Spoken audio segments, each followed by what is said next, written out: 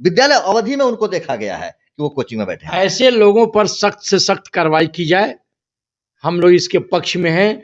चूंकि एक सड़ा हुआ आम पूरे टोकरी के आम को सड़ा देता है। हम चाणक्य के वंशज हैं, हम चंद्रगुप्त पैदा करने वाले लोग हैं।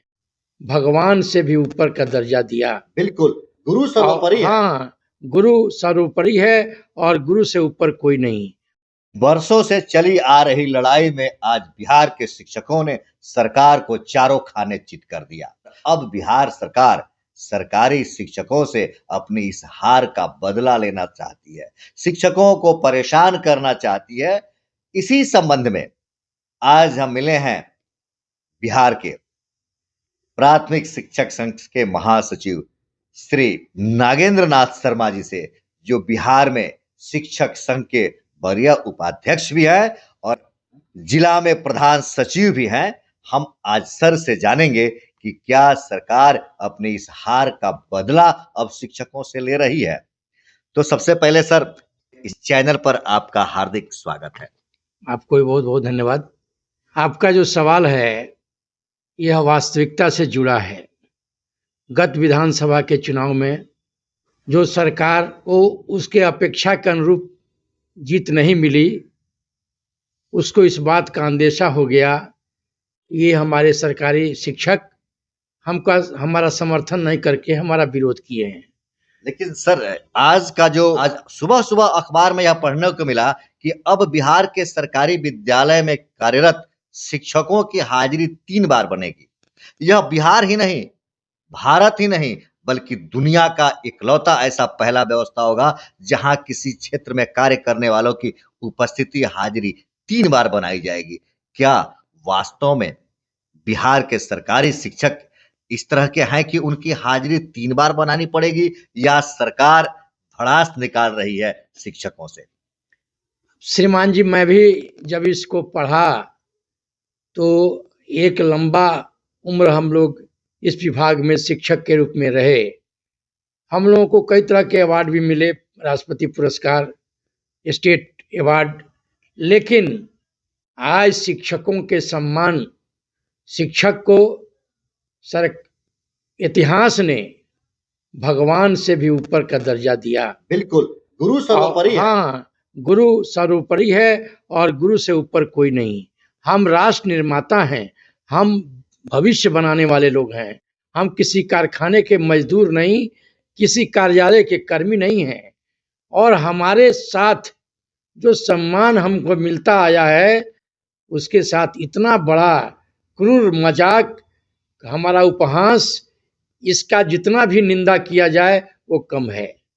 और जब आपकी विश्वसनीयता हमारे कार्य के प्रति नहीं रहेगी तो सरकार में रहने का आपका कोई अधिकार नहीं है, कोई नैतिक अधिकार नहीं है। जब शिक्षक के कार्य प्रणाली पर आप सवाल उठाते हैं, उसके विश्वसनीयता पर आप सवाल उठाते हैं, तो इससे बड़ा शर्म की बात सरकार के लिए दूसरा कोई नहीं लगता है हमारे देखने से। अच्छा सर, इस तरह की विश्वसनीयता पर संदेह करना मतलब शिक्षकों के विद्यालय में आने जाने के समय को लेकर के या उनकी उपस्थिति को लेकर के जो संशय चल रहा है सरकार के मन में, इसका मुख्य कारण क्या है? कारण सरकार समझ रही है, सरकार ने तो ये प्राथमिक शिक्षा का राजनीतिकरण कर दिया। सरकार का यह मानना है कि हम गरीब गुरबे के बच्चे जो अधिकांशतः सरकारी विद्यालय में पढ़ते हैं, उनको मध्याह्न भोजन दे करके, कपड़ा दे करके, प्रलोभन दे करके हम अपना वोट बैंक अपने पाले में कर रहे हैं। लेकिन हम गुरु हैं, हम चाणक्य के वंशज हैं, हम चंद्रगुप्त पैदा करने वाले लोग हैं। निश्चित रूप से हम सरकार के इस तरह के गलत नीतियों का विरोध करेंगे और तमाम आने वाले समय में, फिर चुनाव सामने है, आने वाले समय में सरकार को इसका परिणाम भुगतना पड़ेगा। अच्छा सर, एक सवाल रहेगा आपसे। अगर कोई शिक्षक जो अपने गांव के विद्यालय में कार्यरत है या गांव के नजदीक किसी विद्यालय में कार्यरत है, क्या वह विद्यालय छोड़कर अपने खेत में धान की रुपाई और गन्ने की कटाई को देखने जा सकता है या नहीं जा सकता है? हमको लगता है कि जो भी शिक्षक हमारे अपने कर्तव्य में हैं, सभी लोग प्राथमिकता अपने कर्तव्य का देते हैं। अपने कार्य अवधि में वो विद्यालय में ही रहते, और बहुत आपात स्थिति कोई अगर आ गई तो उसमें कोई भी व्यक्ति, चाहे वो आला अधिकारी ही क्यों नहीं हो, वो अपने अवधि से कुछ समय के लिए जाने के लिए वो बाध्य हो जाता है। लेकिन यह परंपरा नहीं है, हम प्राथमिकता विद्यालय को देते हैं। सर, एक बात और है, लोग भी इस तरह की बात कहते हैं और सरकार भी इस पर संदेह कर रही है कि कुछ ऐसे शिक्षक हैं जो सरकारी विद्यालय में कार्यरत हैं, लेकिन विद्यालय की अवधि में अपना निजी कोचिंग चलाते हैं।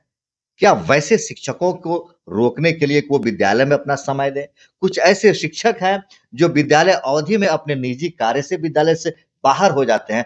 वैसे शिक्षकों को रोकने के लिए और उनको विद्यालय में नियमित करने के लिए सरकार इस तरह की 3 बार की हाजिरी की व्यवस्था कर रही है।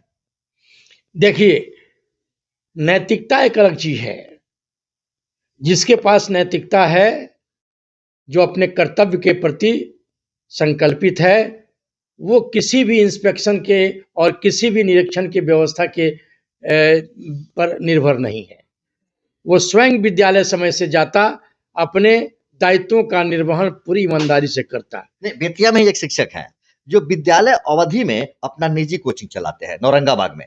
अरविंद कुमार नाम है उनका, और लौरिया के किसी विद्यालय में वो कार्यरत है और नौरंगाबाद में उनका कोचिंग चलता है, और विद्यालय अवधि में उनको देखा गया है कि वो कोचिंग में बैठे हैं। ऐसे लोगों पर सख्त से सख्त कार्रवाई की जाए, हम लोग इसके पक्ष में हैं। चूंकि एक सड़ा हुआ आम पूरे टोकरी के आम को सड़ा देता है, तो वैसे इन्हें गिने लोग जो हैं, जो पूरे हमारे शिक्षक समाज को बदनाम करते हैं, हम मांग करते हैं आपके चैनल के माध्यम से कि वैसे लोगों को चिन्हित करके सरकार सख्त से सख्त उनके विरुद्ध कार्रवाई करे।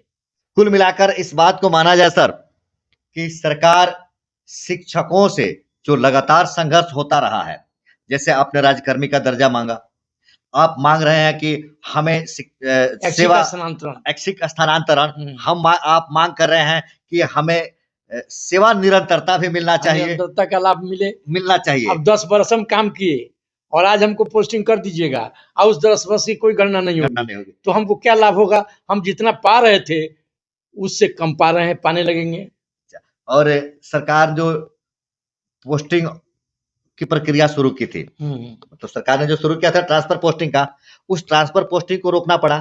कहीं न कहीं सरकार अपनी नीतियों से घिर गई और शिक्षकों के दबाव में आ गई। क्या हम मान लें कि आज शिक्षकों के दबाव में जो सरकार घिर रही है और सरकार जो शिक्षकों से हर मोड़ पर हार रही है, क्या उसी हार का गुस्सा निकाल रही है शिक्षकों के 3 समय की हाजिरी बनवाकर? निश्चित रूप से सरकार जो विफल हो रही है अपने गलत निर्णयों पर, जो हमारे शिक्षकों के दबाव पर निर्णय को लागू करने में विवश हो जा रही है, लागू नहीं हो पा रहा है। इसी का देहाती कहावत है कि लजाइल बिलैया खम्मा नचोरने वाली बात है। वो 3 बार निरीक्षण का यह अजूबा बात है। ये उसी का फलाफल है कि सरकार जो हर मोड़ पर हार रही है, अपने जमीन, अब नई जमीन तलाशने के लिए नए नए मंसूबे, नए नए स्लोगन दे रही है। इसमें भी सरकार किसी भी परिस्थिति में कामयाब नहीं होगी। चलिए, बहुत बहुत धन्यवाद, आपने अपना बहुमूल्य समय दिया इस चैनल पर। चलिए, आप लोगों को भी बहुत बहुत धन्यवाद।